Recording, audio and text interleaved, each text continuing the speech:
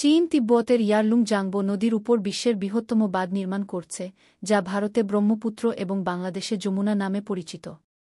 এই প্রকল্প ঘিরে ভারত ও বাংলাদেশে উদ্বেগ বাড়ছে। নদীটি ভারতের অরুণাচল ও আসামের মধ্যে দিয়ে প্রবাহিত হওয়ায় চীনের বাঁধ ভারতের পানিস্বার্থের জন্য হুমকি হয়ে উঠছে। খরা বা আকস্মিক বন্যার ঝুঁকি রয়েছে। চীন শুধু বিদ্যুৎ নয়, বরং জল অস্ত্র হিসেবেও বাঁধটি ব্যবহার করতে পারে। গালওয়ান সংঘর্ষের পর ভারত চীন সম্পর্ক এমনিতেই টানাপোড়েনে।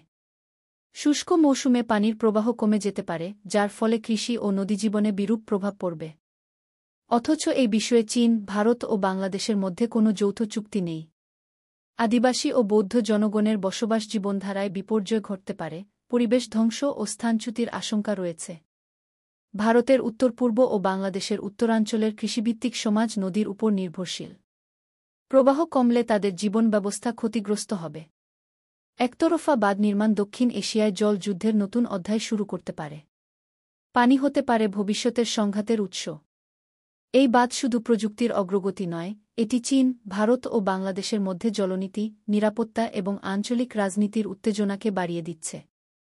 এখনই প্রয়োজন আন্তর্জাতিক জল আইন অনুযায়ী আলোচনার উদ্যোগ। না হলে এই বাঁধ ভবিষ্যতে একটি কৌশলগত সংঘাতের কেন্দ্রবিন্দু হয়ে উঠতে পারে।